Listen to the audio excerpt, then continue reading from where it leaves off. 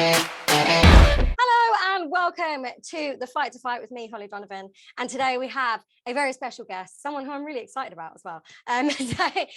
Please welcome 2 times former world champion, first ever Scottish female world champion as well. We have Hannah Rankin. Hello. Hello, lovely to see you. You too. How are you? How are you doing? Doing really well, thank you. Yeah, just got back from training, so yeah, feeling good and working hard at the moment in the gym. So yeah, I'm in a good mood. Oh, good. I'm very, very glad. I'm so sorry that you're like come home knackered and you're like doing an interview. It's fine. All part of it. Yeah. Well, I want to start by saying congratulations. You know, you're 2-time former world champion. I'm pretty sure you're going to go for a third this year. I'm like, yeah. And I love the fact that you did it in Scotland. You retained it in Scotland as well. Yeah. How does it feel? You're written down in history forever. How does that feel? Do you know what? That is still probably one of my biggest achievements, actually, to be actually in the history books for Scotland as their first ever female world champion, and that can never be changed. No one can ever now do it before me or anything like that. So it's kind of it's quite a special thing to be able to say. But like I always say, my dad likes to bring back down to earth, and he's like, "Well, at least you're the answer to a pub quiz question, Hannah." I was like, "Thanks, Dad." You know, slightly momentum. But I answered a pub quiz, so it's good. It's all right. Top marks of pub quiz, that's fine. Yeah, but I'm really proud, and the fact that I got to defend my 2 world titles at home and headline at the Hydro, that's probably a very close second to being such a special moment for me, because first female to do that, and obviously following the likes of Ricky Burns, Josh Taylor, 2 people that I totally idolize in Scotland. So yeah, I was very proud about that, and we had such an amazing turnout for that fight. And a whole plethora of people came. You know, it was a really different sort of attendance for the fight. We had lots of young girls, young boys and girls. We had grands, mums, daughters, the whole lot. There was a lot more women there, and it was a really special night. So those 2 things for me, and doing it for Scotland. Yeah. Yeah. Oh, it's incredible. I also heard that you used to work at the SS Arena. Is that right? You used to pull pints there. Yeah, I did, and it was really a very surreal moment when I was walking over there as the champion to defend my world titles, and I was like, I used to rock up here for like the Arctic Monkeys, work on like 30-man bars, pulling pints of people, and it's crazy where you can go from to, you know, what you can do in a few years, you know. You just be reminded of that. Did someone pull you a pint afterwards? Yeah, do that. I don't really drink, so like, no. But yeah, no, it was. I got given a champagne toast afterwards, which was very nice actually from everybody. So. Oh, that's amazing. I love it. I love it. I want to talk about your last fight as well, because I know it obviously didn't go your way. However, what a fight. It was, you know, it still deserves congratulating, because, you know, we're at this point now where women's boxing, everyone's looking out for it. And every time there's a fight like that, it's proving a point. Look how brilliant this is. Yeah. And how did you find that fight? So for me, it's a really tricky one, obviously.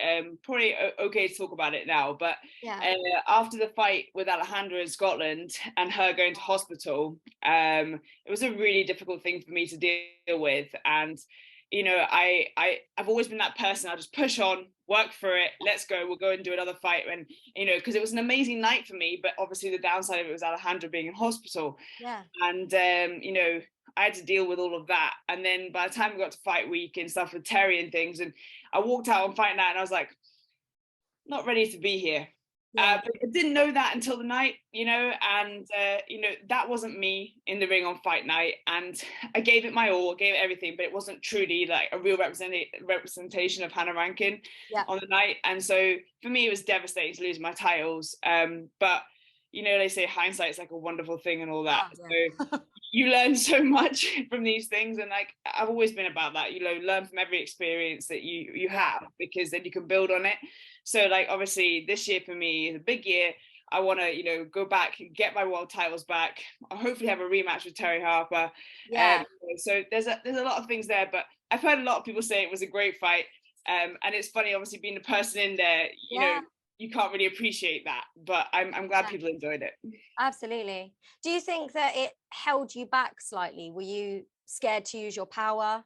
I don't think it was that. I think it's more of a, you know, they say boxing is like a mental thing, isn't it? It's like 90% mental. So like, you know, everything gone well in training. I had fantastic camp. I was ticking all my boxes and everything. You look great. Yeah, no, I felt good all the way up until it. And then, on that week, I said, there was a lot of pressure on me, and, a few little demons from that last fight, which came out for me. And so I think it was more, it didn't allow me to showcase really truly what I can do in the ring. I was a bit kind of stilted in it and stuff, and a bit kind of, ugh.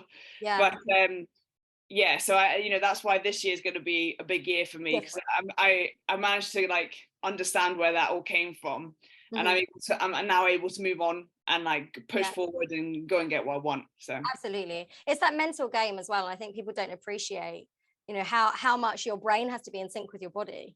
Oh, absolutely. And that's the thing with boxing, that's probably one of the hardest things, is like, if you're like, you can be in the best shape of your life, but if you're mentally not fully prepared or fully ready to be in there, then nothing's going to help you until you're mentally ready to be doing that. So yeah, and boxing's a hard sport as well, because like, if you think you're going to get hit, you probably get hit. Will. Like, so ready. it's all about commitment and and being confident in what you're doing and stuff like that. So the mental side of boxing is huge, and it's why a lot of people struggle when they finish the sport as well, because we have such incredible highs as boxers. There's nothing in the world compares to getting your arm raised as a world champion. Like, there is nothing out there.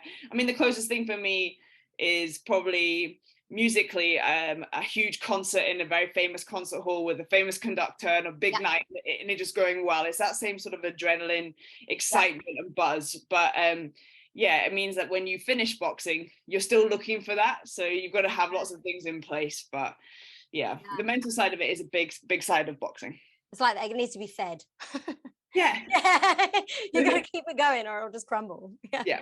Exactly. And I would love to rewind and go back to how it all began, because I know you came to boxing quite late, but you had martial arts experience. So talk to me. What came first? How did it come about? So I did some taekwondo when I was a kid. Me and my sisters, we all got put into taekwondo classes. My mum was brilliant. She always gave us opportunities to go and do clubs after school, try things out, but she had really strict rules on it. She was like, if you're gonna do it, because we lived in the middle of nowhere, it meant that she was our taxi, basically. She was like, if you're gonna do anything, I want you to commit to it for a good amount of time. So we all got put into taekwondo, and I think also it was her way of like allowing me and my sisters to fight, but under the supervision of someone else. But I absolutely love taekwondo. I love like the discipline of it, like also the fact that you're always learning new things, growing and everything like that. It just gave me such confidence when I was younger. But I went into my music career, ended up going on to principal study bassoon at the Royal Conservatoire of Glasgow in Scotland, and then also came down to Royal Academy of Music to do my masters. Now, it wasn't until I came back down here to do my masters that I decided to get back involved with combat sports for fitness. Because I stopped taekwondo when I was probably about 12, 13 because of my music and stuff. I was actually really focused on that. So I kind of regret it a little bit. Like, I wish I'd gone on to see where I could have gone, but it's one of those things which it kind of prepared me for life, loads of different things, like the discipline that's involved in a combat sport, and that sort of teamwork element and working with your coach and stuff, that those things that will teach you things for the future. So it was a great starting point. When I came back to it, when I moved down here for my masters, I came back into gym box because I specifically picked the gym because I was like, oh, they do Thai boxing, they do things like that. So I was like, okay, well, I'll go there, do combat. So I got there, met my coach, Noel Callan, also met Derek Sweet D. Williams, who was my very first manager. And they got me into boxing. I just totally fell in love with it. But at the same time, I was dealing with a sort of a personal situation with my mum. She got diagnosed with cancer after my first term down here. So it was a really difficult time. And unfortunately, she passed away 6 months later. And it was such a quick time for me. Like, suddenly she was sick and then she was gone, and boxing at that point in time became a huge kind of I don't know, release for me, and sort of a support network of people that weren't my family or people that knew me, because my mum was very much involved in my music career. So, you know, so for me, it was very difficult, and boxing kind of was there for me, and it kind of saved me in a really dark time in my life. So, yeah, I think when I started to really get into it, I wanted to give as much back to it as possible. So you know, I got into doing some white collar fights, raised money for charity. I wanted to take it further. And I think even now at this point, kind of 18, 19 fights in, I still see it as, what can I give back to boxing? You know, what can I you? so much for me. And, you know, if that hadn't happened, I probably would never be in boxing. So it's one of those kind of bittersweet things. But my mum never saw me fight. So for me, it's kind of like every time I go in the ring, I represent her, you know, and that's why I'm so attached to it and like so emotionally involved in what I do. So yeah, no, that's how I got into boxing. That was in my early 20s. And just found a passion for it and loved it. And that's what I'm at now. Thank you so much for sharing that. That must be like, I mean, was there a place to put your frustration? Were you angry? I was angry. I was angry because my mum had worked so hard, like with us 3 kids. Like, I've got 2 younger sisters, all 3 of us really independent young women. We're all working in actually male dominated environments. They're both in farming like my parents. Oh wow, okay. And I'm in boxing, of course. So it's definitely one of those things where like I was so frustrated and annoyed because she didn't drink heavily, she didn't smoke, she had a really good diet, she was a very healthy person, and for her to get cancer and then to die from it was just, it's like the ultimate kick in the teeth for somebody who lives their life really well and is a great person. So for me, I was really angry, and boxing was there. It was the one time where I could like work out so much that I could for a split second be so tired I couldn't forget. I could forget everything. So it was it was definitely a difficult time, and I think a lot of people find boxing a difficult time in their life. And it's one of those things, and that's why I'm such a big advocate for it being taught to young kids, and maybe getting into schools, and they're thinking about doing some in prisons as well here in the UK, which is amazing. Absolutely. There's so much you can do for people. Oh, that's incredible. It's that outlet, isn't it? And how did you manage to go, well, I guess you never stopped doing the music, but I can imagine that being really difficult, because obviously I find music very emotive and struggling with memories and emotion. How did you like separate it, or did the boxing help you go back into the music? So all the way through my mum being sick and me actually starting boxing, she wouldn't let me not go to uni. So like she was so proud that I got a place at the Royal Academy of Music. I was the only bassoonist to be accepted in my year for masters, so it was a massive thing, and so I wasn't allowed to not go. But the staff and the teachers at the Royal Academy of Music are amazing people. They totally took me under their wing. They knew that I was going to be under pressure, probably quite emotional a lot of the time, but they still supported me and gave me everything I needed to do to like be successful, which I can't really thank them enough for. And it's nice for me. I think this coming year I've got an opportunity to go back and speak to students at the academy. So I'm really excited about that. But yeah, so they were great at that time, and it was just it was good. I had to finish my masters, so I was still doing my masters and my degree when I started doing that. But for my very final recital, my coach Noel Callan, because I used to suffer quite badly from performance anxiety. It was something that I struggled with for solo playing. I really struggled to actually talk to people. Wow, doing great. Do you know what? If you told me I could do this stuff now, 15 years ago, I would have laughed at you. So really? So now so I did lots of work on like my confidence, but boxing gave me a confidence to perform. It gave me confidence to go out on stage. And for my final recital, my coach, he came and we ran it like a boxing match. So so we did the pre-prep in the corner, so outside before we went on stage, did the breathing, the talking, we chatted through it. I went out, played my first piece, came off stage after the first piece, we had some water, like it would be in a round. And do you know what? It's probably one of the best performances I ever did. And so boxing's been that amazing kind of thing which really boosted my performance abilities as a musician, and gave me a real confidence to enjoy being in the spotlight and enjoy performing and doing what I love. So I can't thank it enough for that as well, really. So that's incredible. That is incredible. What about like combinations? Like do you ever use like music rhythm to try and, I think it was Joe Calzaghe, his dad, he was doing it as a musician. Do you do that as well?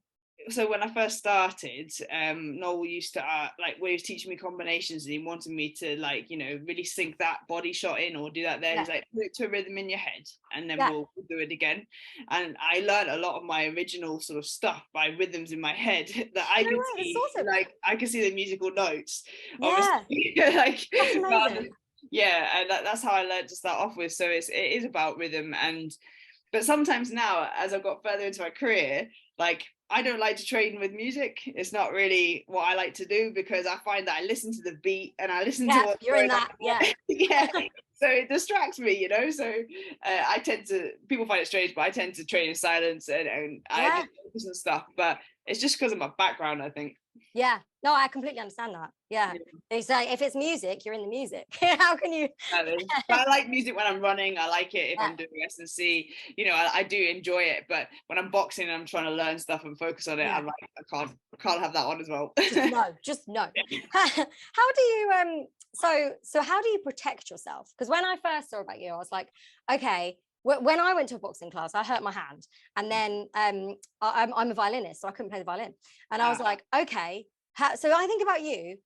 How do you protect yourself? Like, how do you make sure that? Because I'm guessing you need your mouth, you need your hands. How do you do this? So obviously, my embouchure, the shape of my mouth, is really important. And even now when I go back to doing concert stuff, I'll pre-prep for that concert much more than I ever would have done before because I'm not playing every single day. And your embouchure is a shape in your mouth which actually it changes. If you're not playing all the time, it won't be the same, and you won't have the lip to play, which what we say is like, which means the muscle in your lip won't be able to actually perform. No, it won't. It dies. And it's like I try and explain this to people. It's like if you're doing chin-ups in the gym, for example, right? Then you stop doing it for like 5 weeks and then you come back and you'll never do the same amount as you were before. You just physically can't do it. So it's one of those things where you have to keep your lip in and it's the muscles in your face that actually get tired. So I had proper, like, obviously for sparring and stuff, I always have a good gum shield, you know, dentist gum shield so that everything's protected. And you know, when I first started, I learned some defense first because obviously I said to my coach, I was like, no, I cannot here. But bless him, he's been actually wrapping my hands like professionally since I started. Like I don't wear hand wraps, never worn hand wraps. But I started off when I first came to London, and then after that, when I started to go more into the boxing, he's like, well, wrap your hands. But it means that he's had loads of practice wrapping hands. And I make hand wraps every kind of 2 weeks. And so it's like the gauze ones, and so then I'll cut them off and then I'll reuse them while I'm training, and then I'll make them again. So there's different ways of doing that. So that protects my hands. So I've only ever had like 1 or 2 hand problems, but they've healed up quite well, so it's fine. That's really good. You're super protected. It's not like you go into a sparring with like one of those American football helmets. I can't. A lot of people wear these like full face, like a transformer. I can't be doing that. No, you've got to be a boxer as well, you know. Oh, absolutely. That's awesome. So you didn't go into amateurs, instead straight into white collar. So I should say here, caveat this with, I did white collar, and then my coach, I wanted to take it to the next level, and Noel was like, right, you should go and join an amateur club. I was like, well, am I going to get to train with you still? He was like, well, I'm not an amateur coach, so no, you have to go to an amateur club. And I was like, well, I don't want to do that. Really? Yeah, because I as a musician with all my teachers, you know, it's like I wouldn't get rid of my teacher if they were doing great things for me. Just because I wanted to go to a different place. It didn't work like that. So for me, it made sense. And obviously starting the sport later, it would have been difficult going to an amateur club in my early 20s. A little bit different. So I decided, I was like, no, it's not broken. I'm not going to fix it. I want to stay with you. So then I wanted to go professional. So he was like, well, the other option is professional. So you'll have to we'll see if we can get your license and stuff. And he got his professional license to take me pro. Oh, So wow. we've done this right from the very beginning. It's like literally from nothing to world champion. That's so amazing. And you stuck with that same team as well, like the whole journey? So I've changed manager. Obviously, I work with Sam Kinnock these days, Yeah. Scottish manager. It was a good connection for me to make for home, obviously, you know, like and opportunities to fight at home. But I've been with Noel all the way through, and there's been people added to the team. We've done stuff, and like for my strength and conditioning and my sports science guy, Andrew Usher, he's based up in Dundee, so he's been a recent addition to my team, massive important part of my team, like hugely important. Richard Farnan, he's my cut man. He's been my cut man from day one. Yay. Yep. So he knows my face really, really well. Yep. So knows I hate getting Vaseline put on my face. It does look horrible. Is it really uncomfortable? That's gross. It's gross. It's horrible. It's just sticky and gross and horrible. So, but yeah, no. And I've had him, and then Rich Williams, former IBO Super Welterweight World Champion. Yeah. He's also part of my team as well, and I train with him too. So, yeah, it's a small, tight-knit team, and that's how it's always been, even when I was in America and working with Mark Taffet and Dimitri Salita. So it's always been a close team. And that's how it works. That's awesome. Have you seen, I'm guessing you must have seen a big change over time? Because when you first went pro, there weren't so many female boxers kicking about. No, I think there's about 27 of us. Yeah. In the whole UK. How have you seen it change? How has that helped or not helped? I don't know. It's been amazing, actually. Like this last couple of years, like 2022 was a massive year for women's boxing, like huge. 2021 was the beginning of it. 2022, huge. This year is only going to be better as far as I'm concerned. It's been incredible to see going from no women on the cards to, oh, why do you want to be a boxer? You know, you go and do anything else. You need to be a boxer. That's for boys to do. All of that sort of stuff. To changing now, where we're now household names. Yeah. Like, you know, and you see people are talking about the women on the card because we all rock up and we want to put on a show. That's just how it is. And I think as well, like we know it's a big platform. We want to showcase our skills. Yeah. And so we do. And because there's a smaller pool of women to men, we end up having the bigger fights much more regularly than the guys do.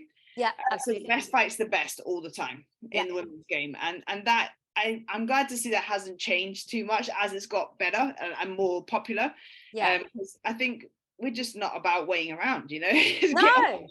Get on and have some good fights. And the thing is, to be a fighter, you have to want to fight. And this is something that I truly do believe in. It's just like, if you want to say that you're a fighter and a boxer, then you should want to fight people, and you should want to fight against the best if you want to be the best. Exactly. So I've always run that in my whole career, and you know, you can't say you want to be a fighter and then not fight people. Exactly. Yeah. And it's true. Yeah. The women's game has been amazing, and it's been a huge increase, and now it's not called late. When I first started, people used to call it lady boxing. Oh God! Oh God! It's a strange phrase. Oh no! Yeah, I know. Oh God!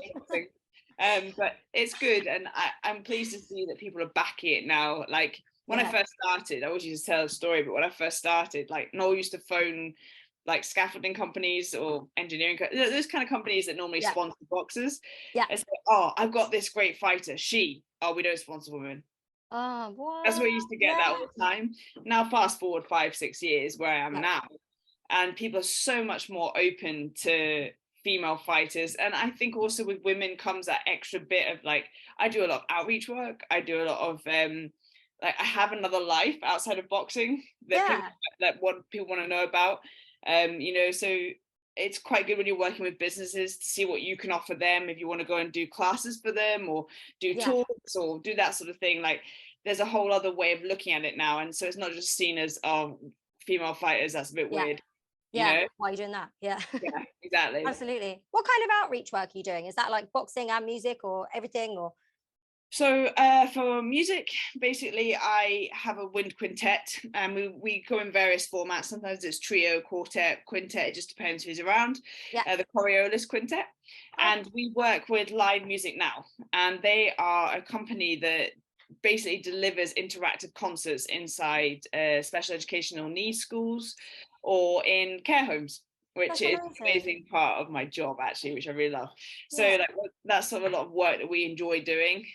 So we go in, we'll do an hour's interactive concert with the residents there. And it's quite nice when you're working with people who are living with Alzheimer's and dementia, because it can really sometimes spark some real emotion for them. Yes. It's Yeah. fantastic. So I love doing that. And I'm an ambassador for Music for All charity. So yeah, that's my music side of things. With boxing, I work with Boxwise. I'm an ambassador for Boxwise, and they're a social enterprise. They have, well, I think it's 42 clubs in the UK now. Okay. They started with 4. Oh wow, this is awesome. Yeah, yeah. 42 all around the UK. And we run a program which is 10 weeks long. So we use boxing to deliver and teach things like teamwork, discipline, all of these things that you can apply in like education or life or in work going forward. And at the end of it, they graduate, and we give them options to be like, right, so if they need help into work, or if they need suggestions or support for higher education, that's what we're there for. Yeah. And it's a real sort of from grassroots level to helping people. And it's all funded by the Nick Morn Foundation. And Nick's an amazing guy. He's such a nice guy. And we've just set up in Uganda. I set the first one up in South Africa. I'm going to be setting up another 2 this year, another one in Africa and one in Brazil. So wow, a really busy year for us, but we do everything from like, we work with Ukrainian refugees. We also work with we have a disabilities one in Wales, which is an amazing program actually, and it's just fantastic to see the young people really develop through that course. It's amazing. Boxing, just that's what I mean, it goes through everything. So we do stuff for veterans. Anthony Crolla works with the veterans group in Manchester. So wow, it's really starting to take off, and as it's going global, it's going to become hopefully a full-time charity. So at the moment, it's fully funded by Nick, so the whole thing's paid for. Wow. Nice guy. Yeah, he pays for the gloves, the water bottles, the t-shirts, the courses, and the most important thing we have at the club is that young people get a meal every time they attend the class. So we give them a hot meal. And I think it's just so important, especially when you come into a community, to support that aspect of it as well. Yeah, absolutely. And it was such an eye-opener when we were in South Africa, because I had made some really good connections when I fought there. Yeah. And we have a family gym that I'm quite friendly with. I feel like it's my second home. I love Cape Town. I really, really that's amazing. Yeah. But we had a lot of we had all girls for this one, so it was all young girls and all young women for the two groups. I know. So, and the woman Alice, who owns the gym with her husband Neville and her son, they basically suggested it had to be all women, because in South Africa, unfortunately, they have a real problem with gender-based violence. Yeah, absolutely. So they wanted it just to be women, because otherwise they wouldn't feel confident. And we just saw these young women and young girls come from some like abusive backgrounds, sexual abuse and things like that, and really just growing confidence the whole week. And that was the start of it. And they've now run 3 or 4 10-week programs over there, and it's just been a huge success. So very, very proud of that. Wow, this is incredible. And it just shows as well how, like, boxing saved you, it can save them, it can transcend, it can just, it doesn't matter where you come from. And that's the most special thing about boxing. It doesn't matter what background you have, where you come from, who you are, what kind of, it doesn't matter. If you want to turn up, you want to put the work in and lace the gloves up, that's a good start. It's there for anyone, absolutely. So. How do you fit it in? It feels like you do loads. How do you fit this all in? Well, I think as a, well, I would say that I am quite busy, but I like it that way. And also I'm very lucky to have, no Calvin, I'm very lucky to have Noel, because he's super organized. He's like a super organized, insanely organized person, which sometimes makes me like, I want to tear my hair out, because he's that kind of anally organized.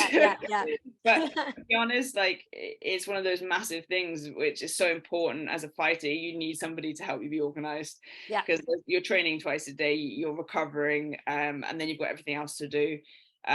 But you know, as a team, like we're now a company, and there's so many things that we want to do with Team Rankin, which is outside of just my fighting, you know, the box wise side of things.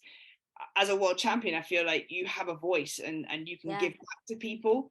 So like for me to be at that sort of level now, I can actually give back to communities and do things. So I think, like, you know, if you're talking about legacy or what do you want to leave to the sport, that's what I want to do. I want to be a fighter, be a world champion again. I also want to give back to other people and help people, and that's really what we're about with the Team Rankin team. So oh, that's amazing.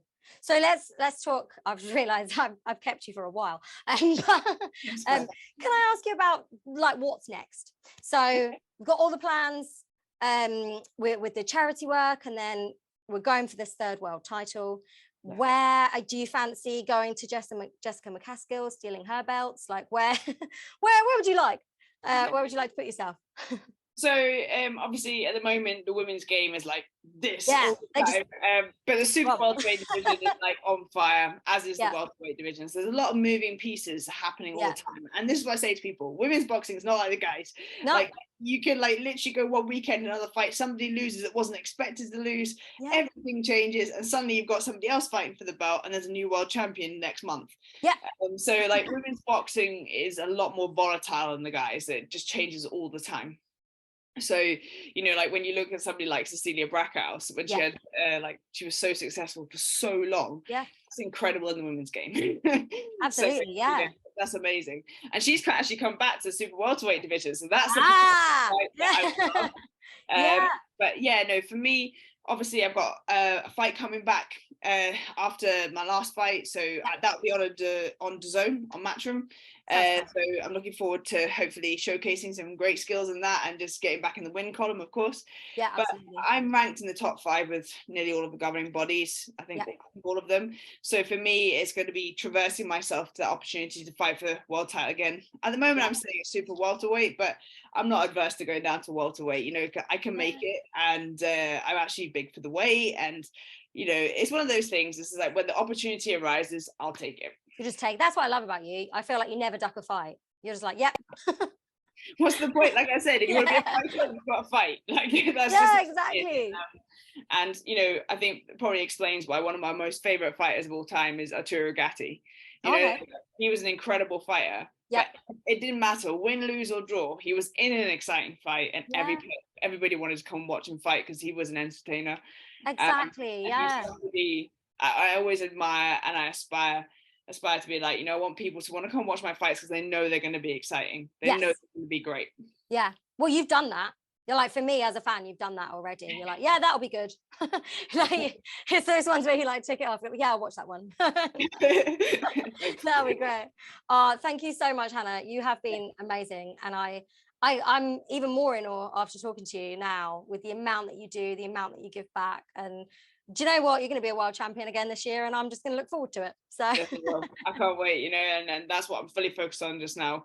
But then we've got Brazil later on this year, first project, setting that up for the box wise, which is really exciting. This is going to be a big year for me. A lot of people said, actually it's funny, someone said to me yesterday, 2023 is feeling like super positive year, like already there's so many things happening and everybody's moving around, and I like to think of it like that, loads of positive vibes. We've just hit the start of the year, so it's quite exciting. Absolutely. It's like January and already there are so many things that you can be excited about. And normally January sucks. I know, it's really dull and horrible. And everyone's skint because they spent too much at Christmas. Exactly.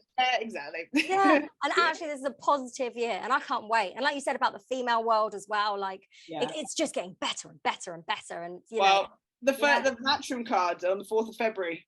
Yes. Insane. It's just incredible. And you look at those cards, and you're just like, and that never would have happened. Like when I first started watching boxing, I would struggle to find the female fights. And I'd even be cross about it and be like, I'm not watching that one, there's no female. Well, that card is really exciting because obviously Amanda Serrano's at the top, you've got Ramsey Lee on it. I think Sky Nicholson's on back, as well. Shadesa Green, I think is the American fighter. So, you know, it's actually quite like a bumper card for women, but also so cool as at MSG. Like that's just epic. Yeah. For me, I almost got to fight at MSG, and then we hit the pandemic. No. It's still on my list of places that I want to fight, but I think every fighter in the world wants to fight MSG. Was fight MSG. But do you know what? You've earned it. Like you've got the CV. You've had like really amazing fighters on there. Demand it. Who do you speak to? I wish to fight with it. Yeah. Well, it's on my list of things. It's one of those things that I hope to manifest to this year. So yeah, I'm excited. Visualize it. Visualize being in there, and then it will definitely happen. Oh, thank you so much, Hannah. It was great to chat to you. Thank you so much, and I will look forward to seeing you in the new year.